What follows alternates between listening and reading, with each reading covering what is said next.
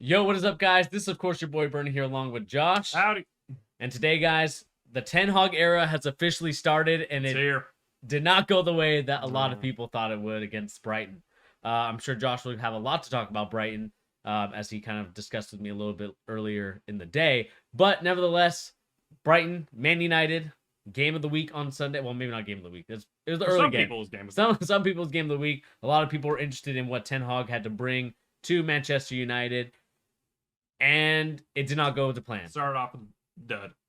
They lost 2-1 to Brighton, and Brighton looked really good in this game. I mean, we're going to look at Danny Welbeck, a former Man United player, doing his thing. Yep. But I'll have you go first, Josh. Again, tactical analysis masterclass over here. True. What did you make of the game? I mean, from a Manchester United perspective, I don't think you have to be a tactical mastermind to see that the midfield just isn't good enough. And I mean, I'm not the first person to say it, won't be the last person to say it, won't be the smartest person to say it, won't be the dumbest person to say it. But I think that all Manchester United fans can agree that after last season, especially with how that season ended up going, that center midfield was probably the biggest and most glaring need that this team had going into the transfer window. And I feel like a lot of people thought that Ten Hag and this new regime would really focus hard on getting the players that Ten Hag wanted and really start building off of that. And I think that I'm going to say that I think that the signing or not signing thereof, the Frankie de Jong saga is kind of like, not, I don't want to say looming over the head of this, but like, it's kind of just like, it shows what Manchester United are about this season. And maybe that's not necessarily all of their fault per se, because if they can't sign him, if Frankie doesn't want to come and Barcelona doesn't want to do the deal. So maybe if that was the only player that Ten Hag wanted to run that central midfield position, then maybe he had to like falter and maybe go for someone else or look further down the line to get someone. But the fact that they haven't signed a central midfielder, especially a defensive-minded midfielder, is really what's going to do Manchester United and did them in this game, and then is going to do them in for their potential hopes of top four, because Fred, McTominay, just absolutely not good enough. Bruno, as good as he is going forward and creating and playmaking and good on the ball, not going to help you out defensively. Maguire and Martinez, the same issues with Maguire keep popping up week after week. If Manchester United want to play a high line, which I know Ten Hag likes to do because he wants to press and really get involved in like attacking the other team in their side of the field. We saw that in the first goal. Danny Welbeck direct running behind, cross, goal to Pascal Gross. So Maguire not starting off the season well. I really thought that Tyrell Malacia would have started for Luke Shaw this game because Malacia looked really good in the preseason and is really like, seems like he's a Ten Hag type of player. And so going back to Luke Shaw, not really sure if that was maybe a seniority thing or he just wanted to start the first game of the league season with veterans who've been there who can help the team, I don't know, gel easier, but didn't work out well for them. And then Eriksen is, I feel like, a player who a lot of people thought would play more of a midfield role next to a Bruno with maybe like a Frankie de Jong in behind. Being asked to play more maybe like a false nine target type of player. Don't feel like that was a like maybe that's more about a necessity than want, obviously with the Ronaldo situation, how that's ended up all going. Rashford, I think there were flashes, I feel like he looked decent back to the old Rashford, but didn't have the confidence for a goal to finish. Sancho, I think he's a good player, but just not really working out for Manchester United at the minute. Not in the way that he's not working out for them. It's more that just like the team isn't coming together and they're not really giving him enough chances, enough opportunities to really make an impact. So should have went to Liverpool. Maybe. But yeah, I kind of agree that I don't know what I'm agreeing to, but yeah, Manchester United just looked off the pace. They need that center midfielder, didn't get him, and now I feel like everything else is kind of collapsing off of that. You're just agreeing that they're super mid. They're lower than mid. This is I would say the mid off, but Brighton's a pretty good team, so I'm not going to say anything about that. This is definitely a mid team, and I think you hit the points in the nail on the head. I feel like the Ronaldo situation is really looming with this squad right now. I mean, the rumor, I think they got in Rabiot, I think, if I'm not mistaken. They just got in Rabiot today to help with the midfield, but even again, that's not a defensive-minded midfielder. He's more of just like, I would say he's maybe an upgrade on McTominay, but still, you're not getting the one player that you really needed. Yeah, exactly. And you're right. These three guys, especially Fred and McTominay, are not Manchester ready. Or Manchester... They're not Manchester United players. They're squad players, rotation players, but they shouldn't be playing week out, or week in, week out on a basis. I mean, if you would have told me that you watch all the documentaries, do you remember the Manchester Uniteds of the early... Watch those season recaps. The season recaps, the late 2000s Manchester Even United early team. 2010s. 2010s. I'm pretty sure Fergie won his last title in 2012, I want to say. Yeah. I mean, this is an abomination of a squad, of a team. Like, this is even, I feel like this is worse than Arsenal's downfall when they had theirs. Just from the mere fact that even though they, you could talk about Arsenal losing to Brentford last year, you could talk about, I mean, this to me is a lot worse because Brighton, maybe it's not worse from this sense, because more so from the fact that the midfield is just, that's not up to Manchester United standards. The defense is not up to that standard. And the fact that this is kind of the makeshift squad that you have here right now is concerning. And I'm really concerned about what they're going to do up front. Obviously, Ronaldo was brought in as a super sub per se, but there was nothing super about him that day. No. And I think the problem is that the more that they keep Ronaldo here at Manchester United, the more I feel like his situation, especially if Man United play the way that they did this last game, if they continue to do this, the Ronaldo situation is going to continue to loom and loom over this club's head. They have to get that resolved quickly. Because they will cut every time to Cristiano Ronaldo on the bench, his hand motions, doing his hand motions, talking to his teammates, saying like, we're playing like absolute crap right now. Yep. And that just, you got to figure that out. You got to figure that out. Yeah, I will say I think that comparing what you said about Arsenal kind of makes sense in a way that, like, I feel like with Arsenal, at least you saw glimpses of players in like a style that like wouldn't work at the time or wasn't working at the time, but you could see like in the future, if this kind of carried on, it could make a lot of sense. Mm-hmm. With this Manchester United team right now, like maybe outside of Bruno, Sancho, and if Rashford can come back to form, I don't feel like there's a lot really that you can build on with this current team. And like, I don't think there's a lot of like, outside of Ten Hag's football, and when it works, it can look really well. But like on a player basis, I just don't think there's a lot there that you can look to build on and be like, all right, these are players that are foundational for us. And if they go forward and develop and improve, I feel like they can be good for this team. Mm-hmm. And then also, I kind of want to talk about Manchester United's transfer window in a bit, or not in a bit, like right now. But I feel like when I see Manchester United fans talking about, for example, Arsenal's compared to Arsenal's window, where they're saying, oh, Jesus, he couldn't do it at City. Mm-hmm. Zinchenko, he was a backup City player. Like, these aren't going to improve their team. We're just going to be blunt, like, bring in Lisandro Martinez, who may or may not turn out to be a good player, but like Eriksen, like a free transfer playing at Brentford. We know the class that Eriksen has and has in the past, but like Eriksen, Martinez, Malacia, like, well, who are Manchester United fans to come out and be like, oh, you know what, Jesus and Zinchenko, they aren't going to make a difference, but Eriksen, Malacia, and Martinez, like, they're going to turn the tide. So like, as much as I feel like Manchester United fans aren't happy with their window, and I know that a lot of Manchester United fans aren't happy necessarily with the signings they made to bring them back up to that top 4 level. But we can't be sitting there saying these other signings that other clubs are making aren't good and then turn around and say that, you know what, these signings are pretty good. Because at this point, like, these players aren't going to help Manchester United at this point challenge for the league, which a year ago, everyone was clamoring that they could do that under Ole, which obviously we see how that worked out. And so I feel like there's just a little bit of that. They need to kind of recognize where they are, and so they need to also give Ten Hag a little bit of time to work with this, but then also kind of realize that this is how it's going to be for the near future.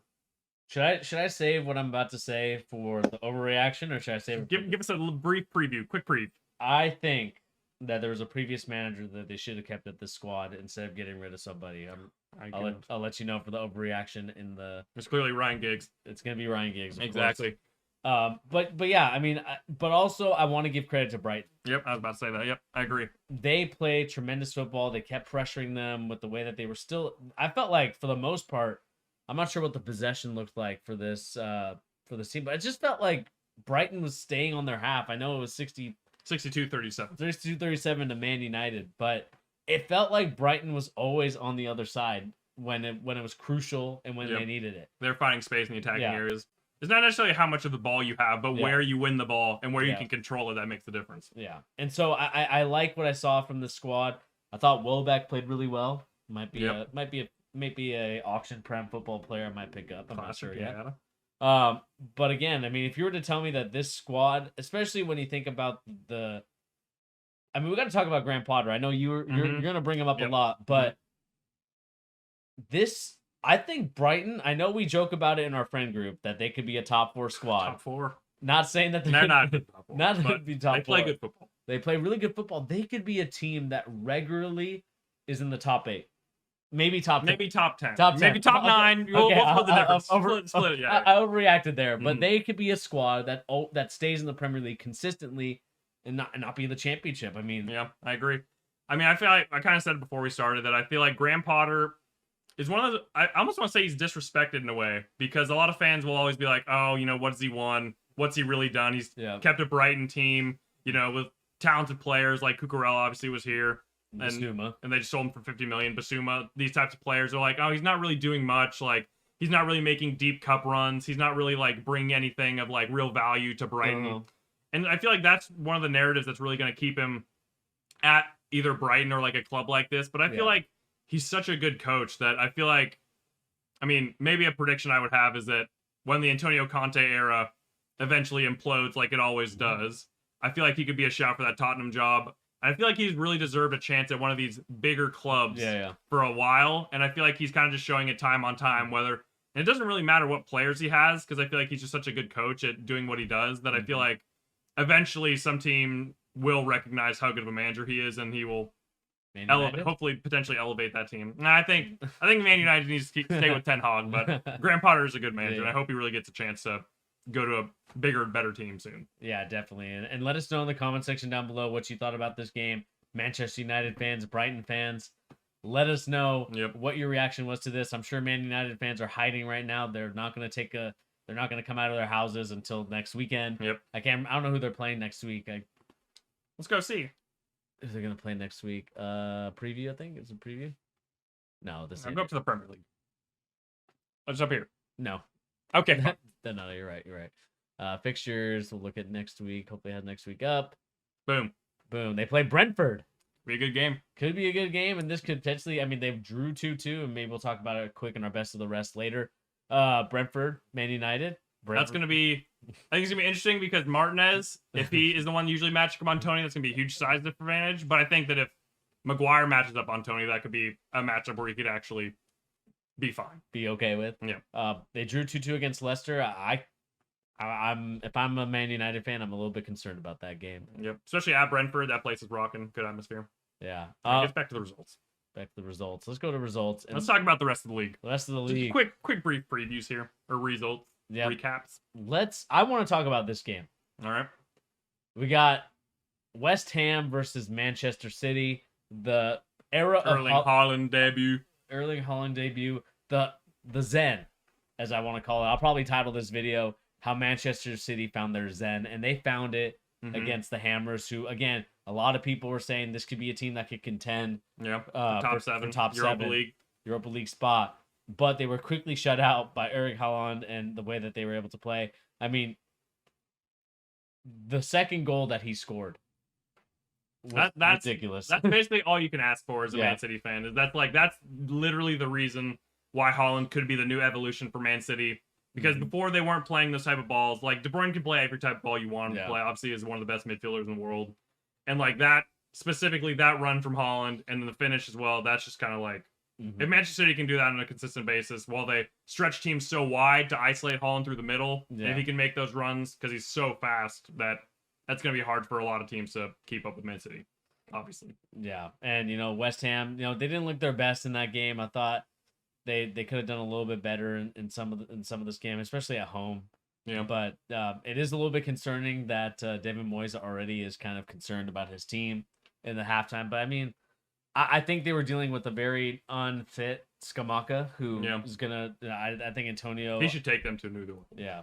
So once Scamacca's healthy and in shape, more so in the fact that he can continue to play a full game. Yep. I think that's when you're gonna finally see an unleashed West Ham. But for now.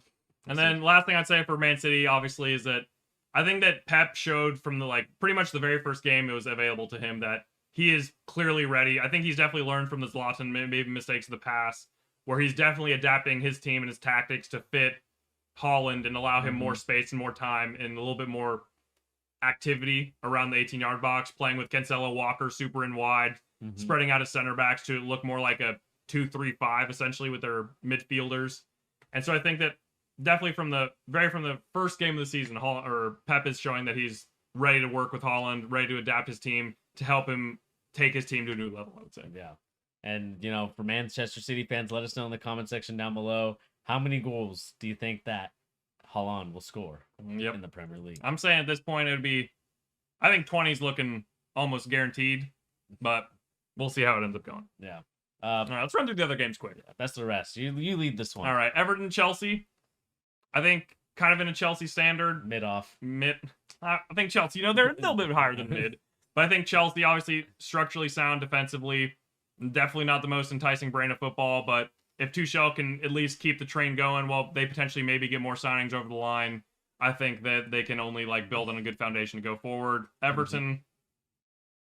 They didn't look too bad. I thought they didn't look bad defensively. I didn't think they looked bad. And they signed Connor Cody, I think, on loan that I saw today. So I feel like they're okay, but I'm still a little bit worried about the offensive options they got going there. I don't know if they're going to score enough goals to stay up, but I think a fair result overall, I would say. Yeah, I mean, I wasn't too impressed with Chelsea in that game. I thought that they were kind of a little bit lackluster, and besides the penalty that they got, didn't really do too much on the offense besides the Raheem Sterling face down, but Christ situation. But nevertheless, just taking the piss out of Chelsea fans. But classic. Again, I just think that for Chelsea, how many times are we gonna say they need to get a striker in? I mean, Sterling can do as much as he can score goals, but he's not a striker that they need. Do you think that Sterling should have played more on the outside, more on the left hand side? I mean, probably, yeah.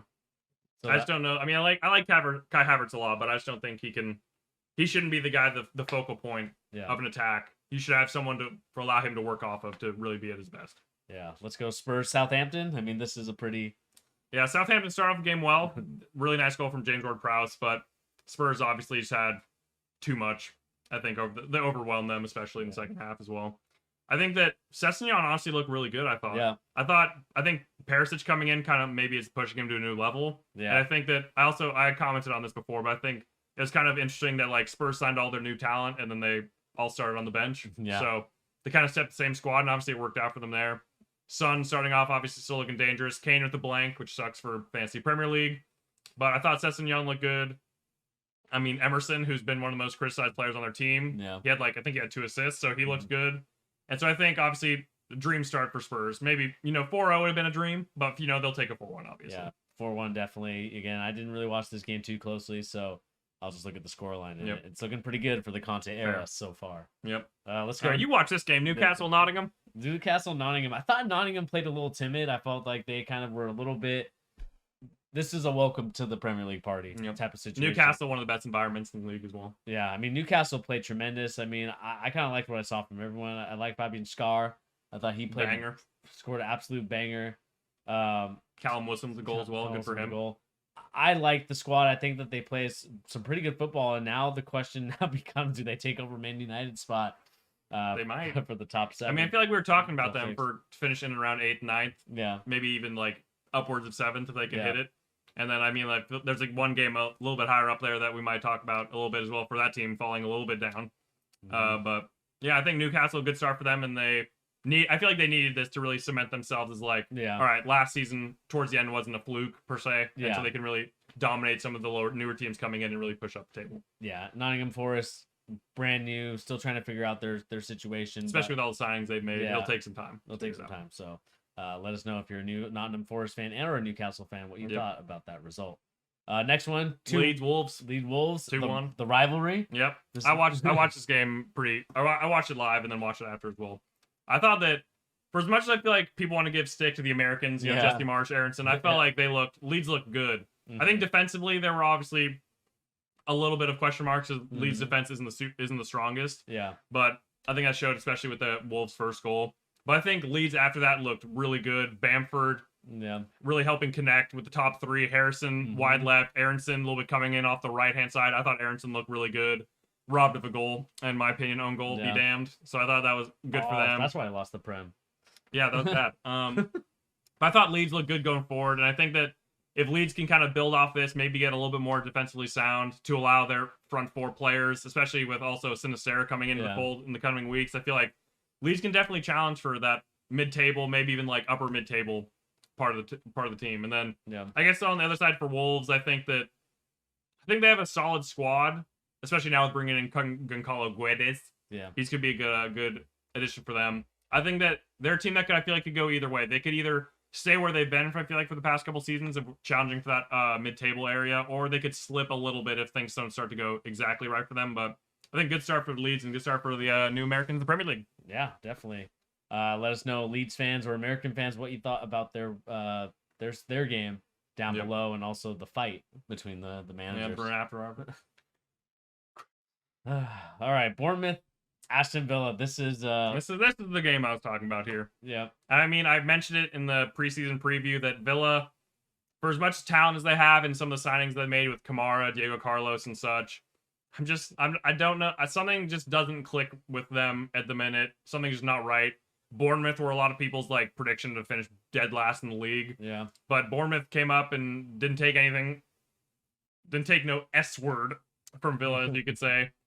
Villa just looked kind of flat. I saw from a lot of Villa fans that they thought Coutinho, who's like supposed to be one of their bright spots for the season, was one of the worst players on the pitch. Oof. And so when D on the bench, a lot of people were clamoring for that as well. So I can't say I'm not worried for Villa because I was worried before the season, and this definitely didn't do anything to help them. But I think obviously a really good start for Bournemouth, getting off to a good 3 points. Probably one that a lot of people didn't think they could win, but good start for them.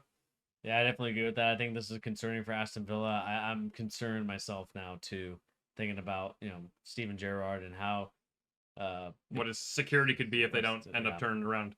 And I mean, I feel like this was a talking point towards the end of last season, especially at the very last point, last game where 2-0 up against Man City, looking really good. Obviously, Liverpool fans, that was amazing for us. But is that maybe a cataclysmic event for them per se, where if they would have won that game, maybe they started the season on a high, everything, energy going right, where now it's kind of like that could linger on, and now that might turn Aston Villa's season upside down per se from the start.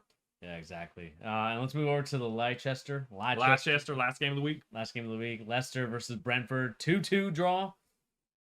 This was a pretty good game. I thought it was a little bit exciting. I like the young kid De Silva from Brentford. I like his movement and the goal that he scored. I think he'll be a good player in this league.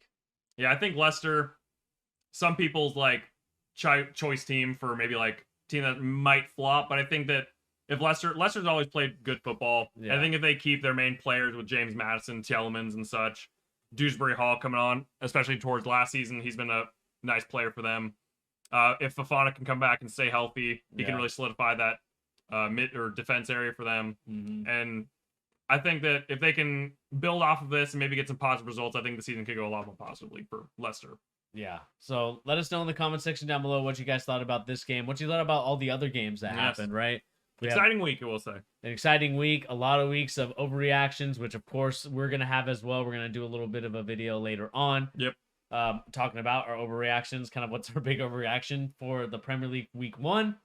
But that is going to do it here for the video. Thank you once again for joining us here on 4 a.m. football, talking about Premier League, talking about all the stuff, all the football that you can think about. Please remember to hit that like, share, and subscribe button if you're new. Remember, the more likes, the more subscribers, the more this channel can grow. Again, we're trying to get to 10 subscribers by the end of the month. 10. Anyway, guys, like I said, my name is Bernie. I'm Josh. Catch you later. Peace. Bye.